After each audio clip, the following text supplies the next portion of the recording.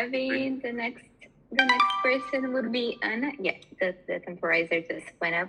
So the next person will be Anna. Anna, I'll be giving you the presentation mode in just a second. Thank you. Just a second. Guilherme, could I share your email? Sure, no? Excuse me? Could, Ruben, may I share your email here? Oh, yes. I had someone actually ask for it in the chat. I have already shared it, but yes, I'll do it. Okay, thank you. Or you can also, if you prefer. It's easier if you can. It's in chat. I think he pasted places in chat. And thank you. just to remind everybody, we'll be having the timer in the screen also. So whenever you feel like I want to know how many minutes I do have, it's in the screen also in the top right. So I'll be starting your count here, Anna, and you can count on us anything you need. Thank you so much. Presentation. Good morning, everybody. I am Ana Espada. I'm presenting this article with Isabel, Farinha, and Gabriel Pestana. And thank you for accepting us and for the review of the article. It was very interesting for us too, and it's very good to be here. Our title of our presentations is From Tool to Co-Agent, Reframing AI as a Co-worker in Design Ideation. So the context and the gap in the literature that we found actually happens because of a collaboration we have with STUD, one in university at Singapore, where they were already exploring this AI as a co-agent. It's an agent, we call it co-worker, and some experience that I had personally in working with digitalization of companies, where people already call the robots has some names. So there is a behavior changing when we have some tools like AI or digital tools like robots in our lives. So that was the motivation to start this research. So the research question is, how does design ideation transform when AI acts as a co-worker and not as a tool? Currently, we use it mostly as a tool, and we want to explore and also maybe in future learning from other countries in Asia, because of the governance of the country is completely different from Europe or South America. To refer these our two locations of this conference. And we maybe want to learn from them and have some implications in our regulamentations, policy in ethics and security, which is completely different from there. And maybe we have a small gap, also referring here to the research gap. It's also a small gap in the implementation on education and universities. So, the theoretical foundation is grounded in posthuman and modern human concepts and theories. The posthuman laboratories are studios that can promote institutional change. At least it's our assumption, and we are based on that concept. And we need to explore more negotiation, collaborations, to reach these goals to answer to our research question. This model that we are using is divided in 3 stages: provocateur, synthe-siser, and cartographer. Meaning the provocateur will inject some divergences, triggers. The synthe-siser will generate more, consolidates the clusters that we are exploring. And the cartographer will map the tensions and creates more nodules. The outcome is expected outcome is a co-thinking cycles that stimulate more creativity and reflection. The ideation sessions will be divided in. We'll have 2 groups of students or researchers, from 8 to 10 students or researchers per group, And they both have the same design challenge, which will be design classroom share for 2035. Each section will have maximum 90 minutes and will be structured by three main moments, which are very familiar for designers: the initial exploration and brainstorm, the consolidation of ideas and develop of prototypes, and we are talking about sprint design prototypes, not real world prototypes, and reflection of the, well, reflection is the learning process and analyzing of the outcomes. The evaluation, quantitative and qualitative, so I refer here I didn't refer the methodology, it's mostly ethnographic, and the metrics, quantitative KPIs and qualitative KPIs are the following. So we expect to have more ideas, a higher number of ideas, more diversity, and more acceptance of AI suggestions, and we're talking, we put here more than 40%, but we are expecting to be between 45, 50. We're not so ambitious. We're cautious on this. And well, we expect to have more 20% of nodes and edges in the mapping of our quantitative data. In terms of qualitatives, we need to divide these concepts with more detail, but it's most about originality, innovation, and creativity, and we need to divide it in qualitative metrics with more detail. And of course, the authorship and the agency, which is one of the crucial metrics that we are expecting to have from this observation and ethnographic methodology. The key assumptions. The nature of the subject is already very speculative, so these are results that we expect, but also assumptions that we are basing this work with the data that we have from the previous interactions with Singapore, as I already referred, with TU Delft and Politecnico di Milano. They already have some studies on this, and so that's how we are basing our work on. And the assumptions refer to broader and more original ideas, and we will have, we expect to have more diversity in the ideas, and the high AI acceptance ratio, as I already referred, more rich cognitive maps, which is the most important output from this research, and a shift in confidence.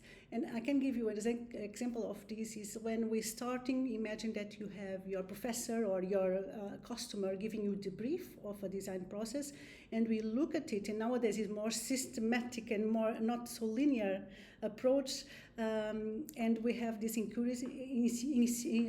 feel insecure, and we have not much confidence if we go, if it's better to go in that direction or or the other direction. It will be very important to have this brainstorming with AI as an agent and not as a tool, that the prompts would be only made by us for the prompts of the design process, not the AI. Well, the educations, because that's the panel of this conference, the educational implications will be literacy, cultivate agency literacy, which the AI will stay.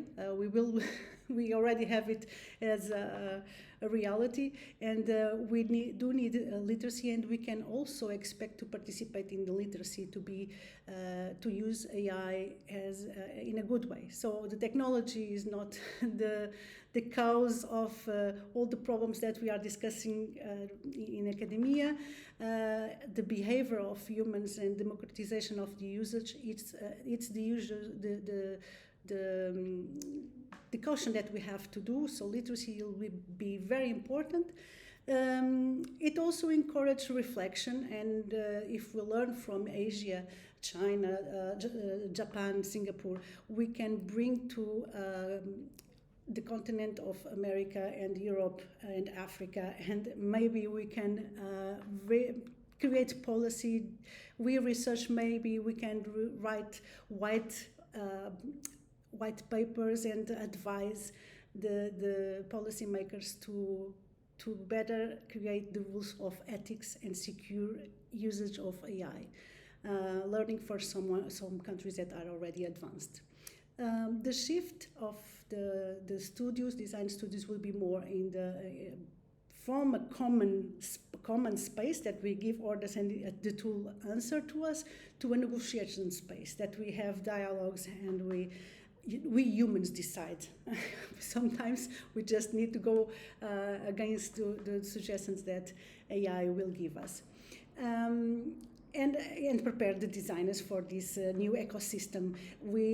I give you an example. We're talking about circular economy, which is the field of my PhD that I did with IAD. So when we think in circular economy, if I'm a company or a designer working for a company, and they sell in different countries, the materials usage, the end of use of the materials will be completely different. So we cannot think linear anymore. We need to think in a system way, and only with AI we can do it.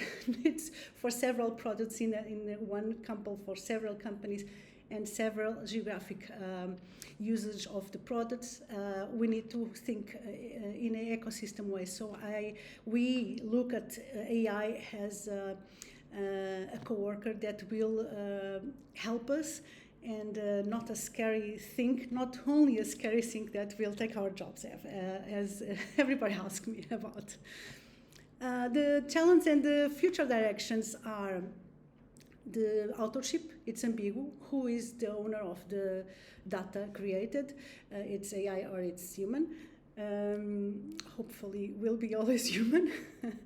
And the bias, of course, the one dependency, meaning and again, this is behavior, but it's human behavior. How will we be very dependent on this co-agency to be creative?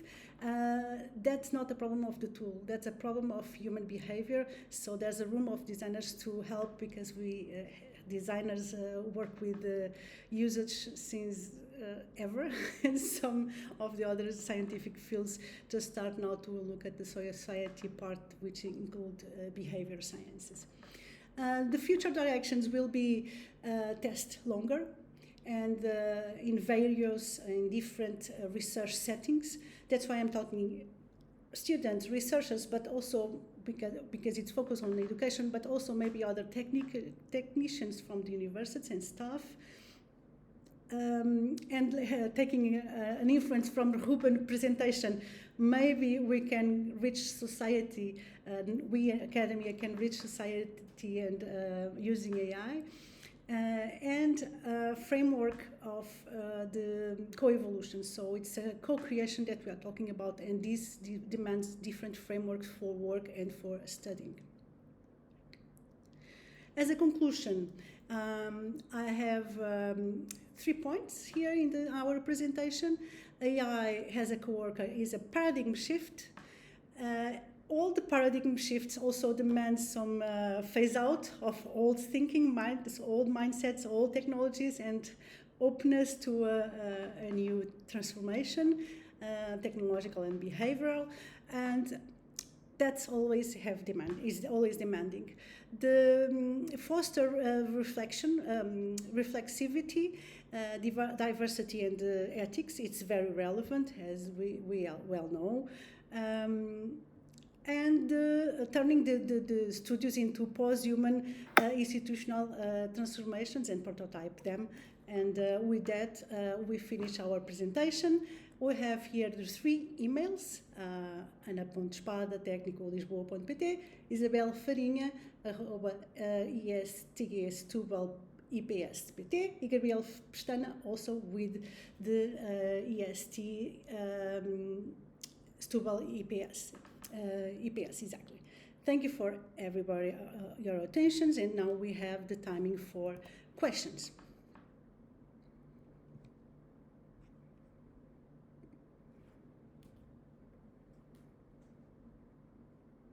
Thank you very much. You're on mute. Yeah. It's a very interesting research. I was thinking about the complex we have in our world. It works. Your project could generate data for to help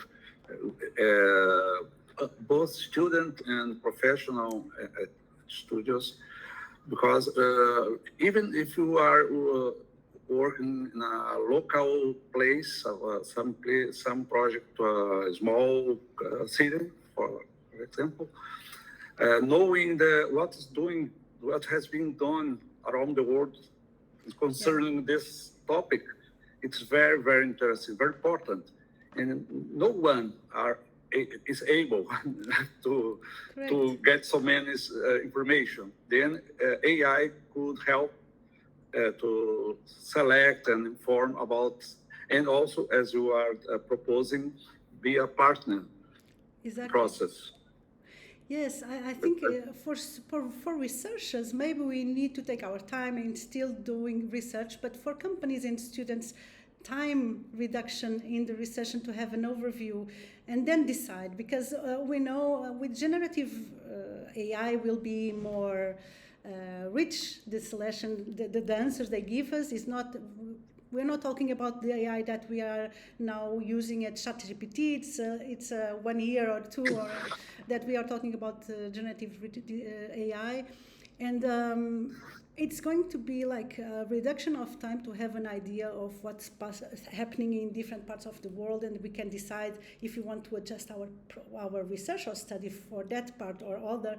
I think it's going to be very exciting moments with AI. I realize there is at least one attendee is working with AI. Maybe she could ask something. Well, where is she? She left the forum session. But yeah, Victoria, please.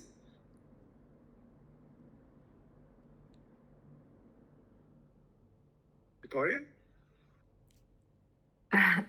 Sorry, I was trying to get everything wide open. Well, first, I'd like to congratulate you. It was very nice to hear a bit of your methodology and about your research. I have a question. Could you please elaborate a bit on how would you, on this model, so that we can understand a bit how will you differentiate AI as a tool from AI as a co-worker? Okay, so it's mostly about the prompts that we're going to test. We are basing that on the TU Delft model experience that they are exploring. Everything is very new, but in one group we will give the prompt, and every 2 minutes or 5 minutes, depending on the stage of these 3 stages, we will give a different prompt with more information and simulate that we have generative AI already. And the other group is just using as a tip tool. So in a research mode, we will just simulate. It's a simulation. It has a computer simulation, but it's based on the prompts that we will change every few minutes. And the other, we will not just let people use it flowing and not interfere at all.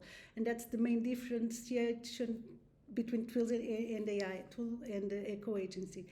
Then we will observe mostly the data, and also when we're talking about the ethnographic, is to also understand if is there a time reduction in the first stage of brainstorming. Do we have more scenarios that we generate using AI or just people discussing ideas? And as ethnographic methodology, we will for sure have surprises and different information that we're not expecting, but will happen in different sessions. That's why it's important to test in different settings also, academic or not, different stages of the career path, students or researchers, professors, different countries, geographies. So we didn't talk about this in this article. Of course, the research is more extended, but it's also interesting to use a methodology that I will give the example here in Europe that in Portugal or Italy will interact differently from the North countries because the mindset is completely different. So I hope I answered to your question. We reached the 5 minutes. I already have the red 5 minutes flag. Yes, you did. Difference between in the interaction. Right? Yes, yeah. How it is conducted. Thank you very much. Thank you for your question. Thank you, Anna. It was amazing to hear your content and your presentation. Congrats. Thank you. The next presentation we have in line, it's Alexandre Guerreiro and Afonso Borges